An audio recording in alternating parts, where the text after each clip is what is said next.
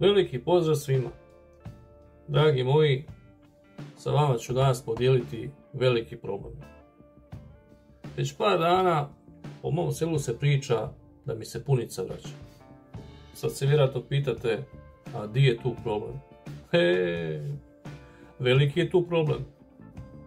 Ljudi moji, to nije žena, to je zmaj.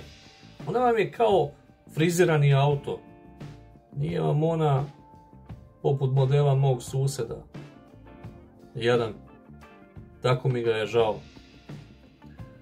Punici mu neki dan namontirali novi kuk.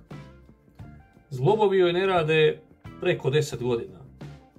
Ima dva slušna aparata, znači cijelo vrijeme piči stereo, a dioptriju ne moram ni da spominjem. Da rezimiram, većinom rezervni dijelovi u nje. Tako mu je teško, jako je shrvan. Morate razumjeti, zet je zet. A moja, kako čujem, dolazi sa zrvanje, bila je na raftingu, voli sve što vole mladi. Nosioc je crnog pojasa, a u slobodno vrijeme upisala je i sate tekvandoa. Vjerujem da vam je sad puno jasnije zašto sam zabrinut.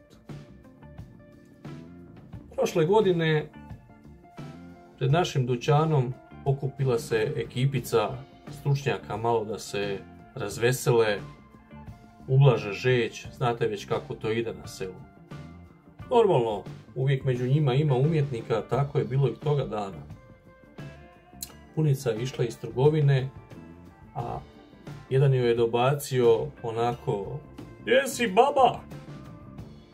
Baba ga speglala kao maramu. Bogec nije znao šta ga je snašlo, samo je upitao ko je ugasio svjetlo. Sad vidite kakva atmosfera vlada kada je ona u blizini. Ne, da ne bude zabune, ja sam glava obitelji i ne polažem račune nikome. Ali ipak neću to da naglašavam kad je ona u blizini. Ipak je starija, zašto da se živcira? U dubini duše ja sam uvjeren da ona ima i dobrih strana, samo ih iz nekog svog razloga skriva.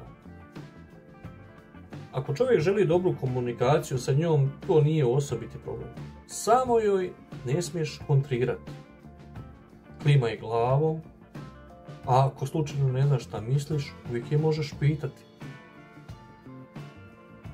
To ti je kapitulacija. Unaprijed znaš da si izgubio, samo je još pitanje koliki su ti gubici. I tako ona, prije nego li nas počasti svojim dolaskom, obiđe detaljno selo, a posebice svoje doušnike, koji u nedostatku činjenica puste mašti na volju, a sve u cilju eskalacije sukoba. Kada razgovara, gleda ravno u oči i podsjeća me na onu kraljevsku životinju, ma znaš koju. Hipnotizira svoj plijen prije napada. A onda krene: "Gdje si bio? Opet si pio. Što si mi to krio? Znaš da nisi smio. Dobro si me osramotio." Odjednom osjetim kako lupi me adrenalin, ali ne znam da li od ljutnje ili straha. Nešto kao htio sam reći, ali bojim se pogrešan dojam će steći. Al se je pripremila, od bijesa sve poskakuje. Čini mi se pomalo na centrifugu prebacuje.